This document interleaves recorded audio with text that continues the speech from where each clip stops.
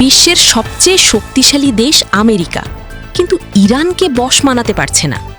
দশকের পর দশক ধরে নিষেধাজ্ঞা, হুমকি, সামরিক চাপ, তবুও ইরান দাঁড়িয়ে আছে কেন? আজকের ভিডিওতে সেই রহস্যের উত্তর।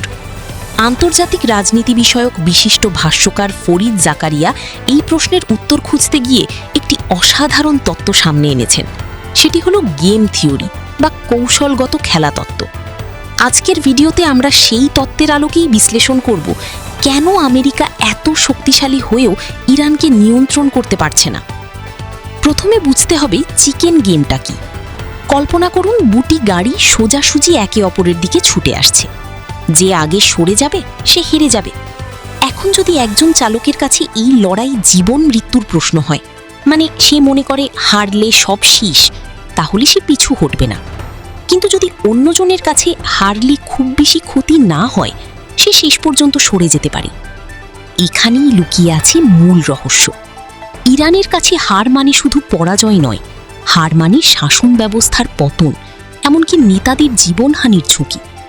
কিন্তু ট্রাম্পের কাছে ইরানের সাথে এই খেলায় হার মানে কি? বড়জোর কিছু রাজনৈতিক সমালোচনা বা ভাবমূর্তির সামান্য ক্ষতি। ফলে কে বেশি মরিয়া সেটা বুঝতে আর কষ্ট হয় না। কিন্তু বিষয়টা শুধু ট্রাম্পের মধ্যে সীমাবদ্ধ নয়, এই সমস্যা অনেক গভীরে। ইরানি ইসলামী শাসন ব্যবস্থা প্রতিষ্ঠার পর থেকেই আমেরিকা একটি মারাত্মক দ্বন্দ্বে আটকে আছে। একদিকে আমেরিকা চায় জিম্মি মুক্তি বা পরমাণু কর্মসূচি সংকুচিত করার মতো নির্দিষ্ট কিছু সমস্যার সমাধান, অন্যদিকে আমেরিকার একটি বড় অংশ পুরো ইসলামী শাসন ব্যবস্থাটাই বদলে দিতে চায়। এই দুই অবস্থানের মধ্যে টানাপোড়েন প্রায় অর্ধ শতাব্দী ধরে চলে আসছে। এই দ্বন্দ্ব নতুন নয়। ইতিহাস ঘাঁটলে দেখা যায় সোভিয়েত ইউনিয়নের ক্ষেত্রেও একই ধরনের মনোভাব দেখা গিয়েছিল। 1917 সালে রাশিয়ায় কমিউনিস্টরা ক্ষমতায় আসার পর আমেরিকা সম্পর্ক ছিন্ন করে। প্রায় 16 বছর পর প্রেসিডেন্ট রুজভেল্ট সেই রাষ্ট্রকে স্বীকৃতি দেন। পরে হেনরি কিসিঞ্জার সোভিয়েত ইউনিয়নের সঙ্গে আলোচনার পক্ষে ছিলেন। তার যুক্তি ছিল স্পষ্ট, আদর্শগতভাবে বিরোধী হলেও জাতীয় স্বার্থে সমঝোতা অপরিহার্য। ট্রাম্পের ইরান নীতিতে এই দ্বৈততা প্রতিদিনই চোখে পড়ে। কখনো তিনি ইরানের সভ্যতা ধ্বংস করে দেওয়ার হুমকি দেন, আবার সেই একই দিনে আলোচনার অগ্রগতির কথাও বলেন। কখনো চুক্তির আশাবাদ ব্যক্ত করেন, আবার আলোচনার মধ্যেই তেহরানের বিরুদ্ধে যুদ্ধ শুরু করেন। প্রেসিডেন্ট ওবামার সময় একটি ভিন্ন পথ নেওয়া হয়েছিল। ওবামা প্রশাসন স্বীকার করেছিল ইরানে অন্য শাসন ব্যবস্থা থাকলে ভালো হতো, কিন্তু বাস্তবে এই সরকারকেই মোকাবিলা করতে হবে। তাই পরমাণু চুক্তি করা হলো। সেটি সফলও হয়েছিল, কিন্তু ট্রাম্প সেই চুক্তি থেকে বেরিয়ে এলেন। ফল হলো উল্টো।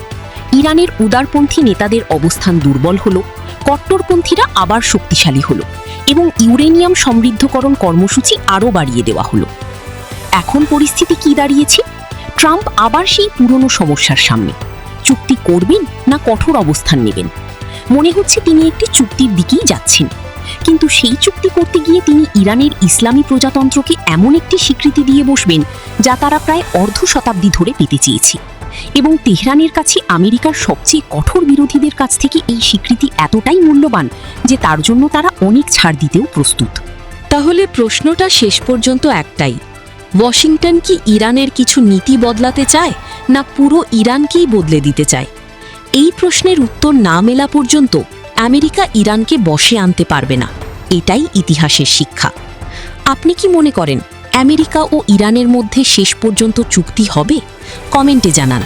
ভিডিওটি ভালো লাগলে লাইক করুন, শেয়ার করুন এবং চ্যানেলটি সাবস্ক্রাইব করে বেল আইকন টিপে রাখুন। দেখা হবে পরবর্তী ভিডিওতে।